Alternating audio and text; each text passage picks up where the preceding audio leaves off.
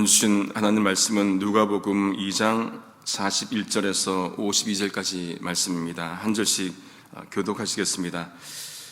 그 부모가 해마다 유월절을 당하면 예루살렘으로 가더니 예수께서 12살 될 때에 저희가 이 절기의 전례를 쫓아 올라갔다가 그 날들을 마치고 돌아갈 때에 아이 예수는 예루살렘에 머무셨더라. 그 부모는 이를 알지 못하고 동행 중에 있는 줄로 생각하고 하룻길을 간 후 친족과 아는 자 중에서 찾되 만나지 못하며 찾으면서 예루살렘에 돌아갔더니 사흘 후에 성전에서 만난즉 그가 선생들 중에 앉으사 저희에게 듣기도 하시며 묻기도 하시니 듣는 자가 다 그 지혜와 대답을 기이 여기더라. 그 부모가 보고 놀라며 그 모친은 가로되 아이야 어찌하여 우리에게 이렇게 하였느냐.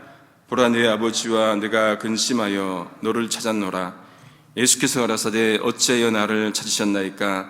내가 내 아버지 집에 있어야 될 줄을 알지 못하셨나이까 하시니 양친이 그 하신 말씀을 깨닫지 못하더라. 예수께서 한 가지로 내려가사 나사렛에 이르러 순종하여 받드시더라.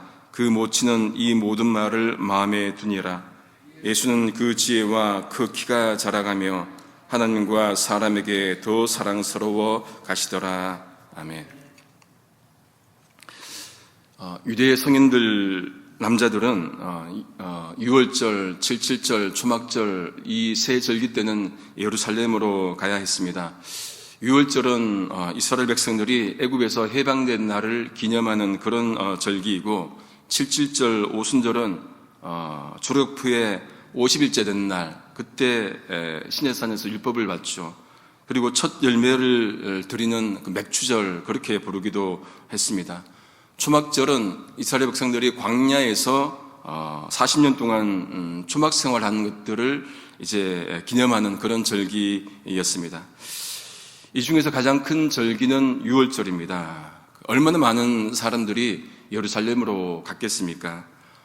한국도 명절 되면은 정말로 많은 분들이 귀성하죠. 이번에도 명절 때 보니까 많은 분들이 가셨던데 옛날에는 거의 뭐 도로가 주차장이었다고 하더라고요. 그래서 하도 오래 걸리니까 도로에서 라면도 끓여 먹고 그렇게 했다는 걸 들었습니다.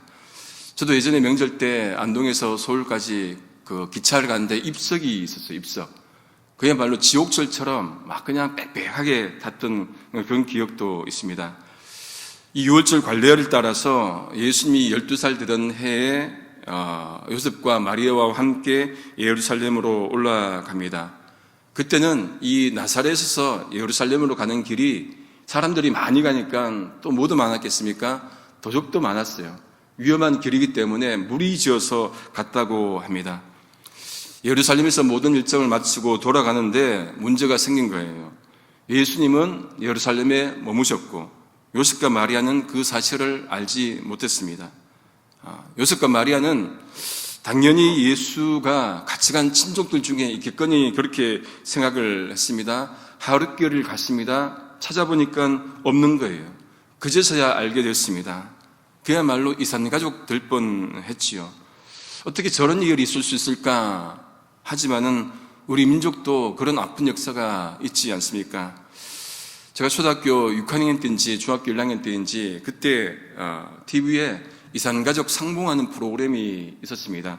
언제 말씀드린 것 같은데 6.25 때 헤어진 분들이 막 찾더라고요. 그때 30년 세월을 보내면서 막 찾으시는데 화면으로 보면은 이렇게 대주에서 보면은 금방 형제인지 알겠더라고요. 그리고 어떤 분들은 막 사연들을 떠오르지 않은 기억들을 어릴 때 기억들을 막 얘기하면은 또 맞더라고요. 그리고 알고 보면은 옆 동네 살고 있고 그런 사건들이 있었지요. 그때 제가 기억으로는 서른도 씨가 잃어버린 30년. 제가 이제 가사를 찾아보니까 이렇게 나와 있습니다. 비가 오나 눈이 오나 바람이 부나 그리웠던 30년 세월. 어머님, 아버님 그 어디에 계십니까? 목매이게 불러봅니다. 우리 중에도 어떤 분들은 헤어졌은 분들도 있을 거예요. 예수님도 그렇게 될 뻔했는데 이제 하나님께서 막으신 것이죠. 요셉과 마리아가 예수를 찾으러 예루살렘으로 다시 돌아갑니다. 그런데 며칠 만에 다시금 예수를 만납니까? 3일 만에 다시금 성전에서 만납니다. 하루 걸려서 간 길을 돌아올 때는 3일 걸려서 돌아와요. 왜 그렇습니까? 찾으면서 왔기 때문에 그렇습니다. 여기 찾아보고 저기 찾아보고 얼마나 가슴을 졸이면서 찾았겠습니까? 여기 가도 없습니다. 저기 가도 없습니다. 그때 뭐 연락처가 있겠습니까? 뭐가 있겠어요? 아무것도 없습니다. 아들을 잃은 부모 마음이 어떻겠습니까? 하룻밤을 보내는데 잠을 잘 수 있겠습니까? 뜬 눈으로 보냈을 겁니다. 다음날 아침 일찍도 찾아다녔겠지요. 여기도 없습니다. 저기도 없습니다. 이때부터는 환영이 보여요. 그럴 거예요. 그죠? 예. 또래 비슷한 또래는 다 예수로 보였을 겁니다. 그야말로 찌개를 조리듯이 가슴을 졸었을 겁니다. 이제 마지막으로 예루살렘으로 돌아왔죠. 여기 없으면은 끝이에요. 그런데 와보니까 성전에서 예수님이 있는 거예요. 그죠? 예수를 발견합니다. 무엇하고 있습니까? 선생들과 대화를 하고 듣기도 하고 묻기도 하고. 요셉과 마리아가 예수를 찾았으니까 3일 만에 찾았으니까 얼마나 기뻤겠습니까? 또 얼마나 안도가 되었습니까? 또 한편으로는 뭐예요? 얼마나 또 화가 났겠습니까? 마리아와 요셉의 반응은 잠시 뒤에 좀 보도록 하겠습니다. 지금은 요셉과 마리아가 예수가 성전에서 선생들과 대화하는 것에 주목을 합니다. 예수의 말을 듣고 있던 이들이 예수의 지혜와 대답에 놀랍니다. 세번역은 경탄했다, 그렇게 표현하고 있습니다. 그 토론 내용이 정말로 어린 나이에서 나올 수 없는 그런 내용이었기 때문에 경탄했다고 했을 거예요. 우리도 말씀 가지고 토론할 수 있어야 됩니다. 믿음이 바른 믿음인지 그렇지 않은지 토론할 수가 있어야 됩니다. 성전 안에서 예배는 드리지만은 그러나 하나님을 알아가는 과정에서는 이것도 물어보고 저것도 물어보고 함께 토론하고 그 토론이 믿음을 성장시켜 주기도 합니다. 교회 안에는 프로그램, 성경 프로그램, 커피 브레이크, 성경 공부 부지런히 참석하고 토론해야 합니다. 아나운서 출신 목사님 조정민 목사님이라고 계십니다. 베이직 교회를 개척을 하셨지요. 그 목사님 목회가 좀 특이하더라고요. 예배를 마치고 설교를 다 마치면은 그러면은 목사님이 이렇게 앞쪽으로 나오세요. 그리고 전도사님과 목사님이 이제 또 한 명 같이 나옵니다. 그리고 한 30분 동안 그 설교에 대해서 토론해요. 이게 성도들한테 질문이 있으면 질문하라고. 여러분, 이런 것들이 목회자한테 때로는 위험일 수 있습니다. 어려운 질문하면은 목사님이 답변을 못하면은 또 약간 이상하게 답변하면은 그 표적이 될 수 있잖아요. 그런데 목사님이 그렇게 하시더라고요.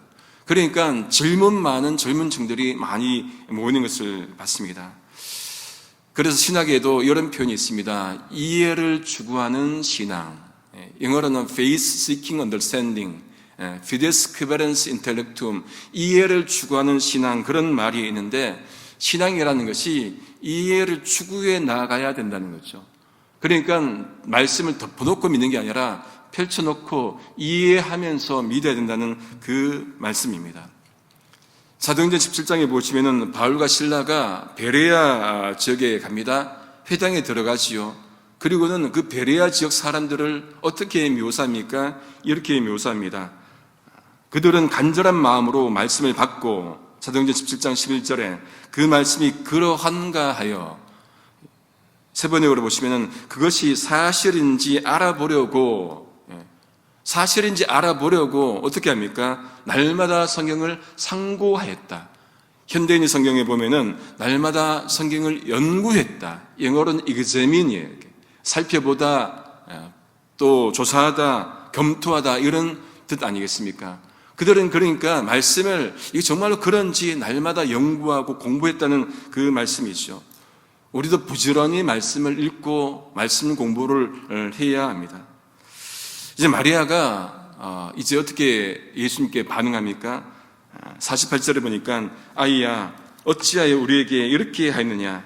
보라 내 아버지와 내가 근심하여 너를 찾았노라. anxiously, 이게 근심해서 찾았다. 부모 마음이 드러나는데 이 번역이 솔직한 부모 마음의 표현은 못 되는 것 같습니다. 세 번역으로 보시면은 얘야 이게 무슨 일이냐, 내 아버지와 내가 너를 찾느라고 얼마나 애를 썼는지 태웠는지 모른다. 약간 더 표현이 되죠. 이것도 약합니다. 영어로 보면은 직역하면은 왜 우리를 이같이 트리티드 대했느냐, 왜 이같이 대했느냐, 이것도 약해요. 요셉과 마리아가 경상도 부모였다면은 이렇게 대하지 않았을 거예요. 경상도 부모였으면 예수님은 절단할 뻔했죠. 큰일 날 뻔했습니다. 경상도 부모님 사랑은 화로 시작해요. 화로. 마음은 안타까운데, 마음은 누구보다도 사랑하는데, 그죠? 겉으로는 이게 화부터 납니다. 이놈의 자식, 아이야 어찌야, 이렇게 안 나와요. 그렇게 나올 수가 없습니다. 이놈의 자식, 이렇게 나오는 게 경상도 사랑인데, 요셉과 마리아가 경상도 사람이 아니어서 다행이에요. 이 엄마의 말에 예수께서 대답합니다. 49절에 어찌하여 나를 찾으셨나이까? 내가 내 아버지 집에 있어야 될 줄을 알지 못하셨나이까? 아버지가 있는데, 육신의 부모가 있는데 다른 아버지를 얘기를 합니다. 예수님의 말씀도 단호합니다. 마태복음 12장에 보시면은 예수께서 무리에게 말씀을 막 이렇게 하실 때 예수님 어머니와 동생들이 찾아오잖아요. 한 사람이 예수님께 말합니다. 밖에서 모친과 동생들이 기다리고 있습니다. 그때 예수께서 뭐라고 합니까? 누가 내 어머니며 내 동생들이냐 하시고는 제자들, 마가복음 3장 34절에 보면은 둘러앉은 자들, 그들을 보시고는 어떻게 합니까? 나의 어머니와 나의 동생들을 보라. 그러면서 이렇게 말씀을 하시죠. 누구든지 하늘에 계신 내 아버지의 뜻대로 하는 자가 내 형제요 자매요 모친 어머니라. 그렇게 말씀을 합니다. 예수님의 반응은 하나님과 관련된 부분에 있어서는 단호합니다. 이런 반응이 좀 우리를 당혹게 하지만은, 그러나 아버지 일을 할 때는 정말로 초점이 아버지께 맞춰져 있기 때문에 우리가 일반적 상식으로 하는 것은 좀 맞지가 않는 경우가 있는 것이죠. 예수님은 자신이 있어야 할 곳 성전, 즉 하나님 아버지의 집인 것을 말을 합니다. 육신의 부모는 요셉과 마리아지만은 하나님이 진정한 아버지시라는 것을 말씀을 하는 거예요. 그러니 육신의 아버지 뜻보다는 하늘 아버지 뜻을 따라가는 그것을 서서히 또 보이기 시작을 합니다. 온 목적이 뭡니까? 예수님 온 목적은 하나님 아버지 뜻을 이루기 위해서 오셨기 때문에 이제 서서히 그 모습을 드러냅니다. 시편 27편 4절 세 번역입니다.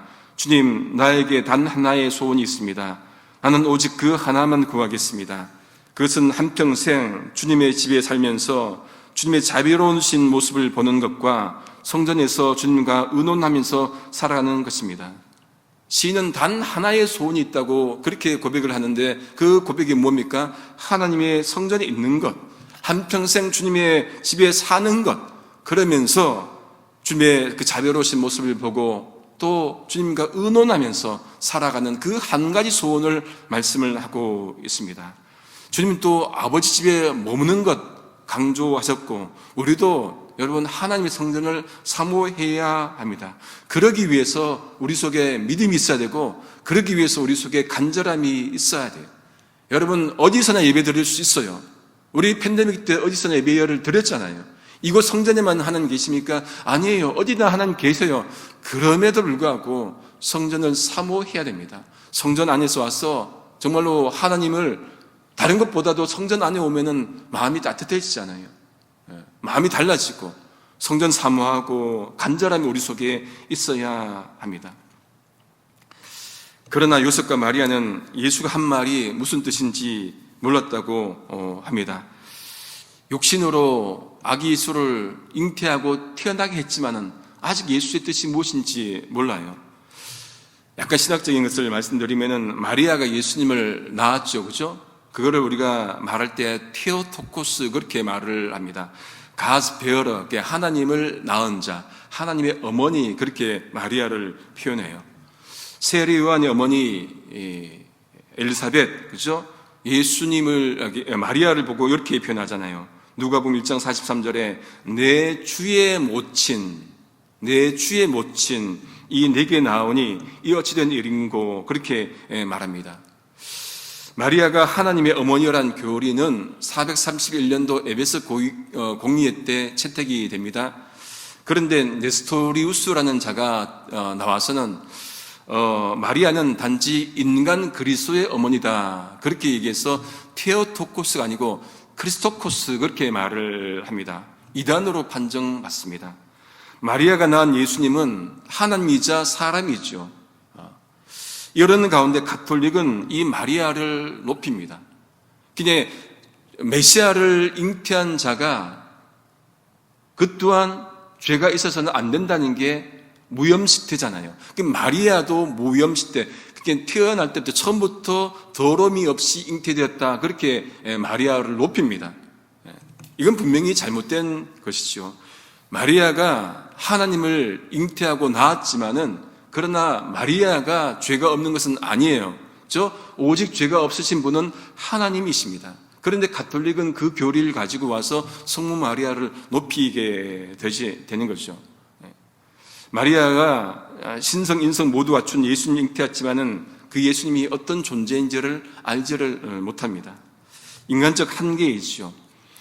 이제 예수님께서 부모님과 함께 나사렛으로 이제 돌아갑니다. 가서는 어떻게 합니까? 순종하며 받드십니다.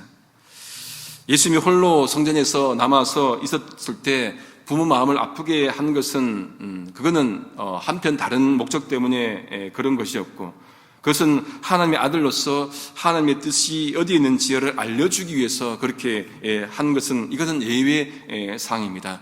일상으로 돌아가서는 부모님께 잘하고 순종하는 그런 모습을 보게 됩니다. 마리아는 이 모든 말, 세 번역으로는 이 모든 일을 마음에 간직했다 그렇게 기록하고 있습니다. 52절에 보니까 예수님은 지혜와 키가 자라가고 하나님과 사람에게 더욱 사랑을 받고 자랍니다. 지혜는 하나님과 키는 사람과 연결되는 이 모습 속에서 예수님은 하나님으로부터도 사람으로부터도 사랑받고 살아가는 그런 존재로 커가게 됩니다. 제가 한국에서 중등부 교육전도사 시대를 할 때 꼬맹이가 와서는 이렇게 제게 막 물어요. 저보고는 아저씨, 전도사님인데 아저씨 막 그러고 아저씨 그러더니만 전도사님 제 아기 때요 뭐 했어요? 그래서 제가 물어봤어요. 너 언제 아기였는데? 그러니까 그 아이가 4살 때요. 그래요. 너 지금 몇 살이냐? 5살요. 그래서 이게 너 아직도 아기인데 그랬더니 자기 아기 아니라고 다 컸다고 그렇게 하더라고요. 어른이 보면은 우습지만은 아이들은 그렇게 자라가는 것이겠죠. 예수님도 키와 지혜가 자라가면서 하나님과 사람에게 더 사랑스러워 가셨습니다. 말씀을 정리합니다. 생텍쥐페리가 쓴 어린 왕자 여러분 읽어보셨을 겁니다. 거기 보면은 저자와 어린 왕자가 나눈 대화가 있습니다.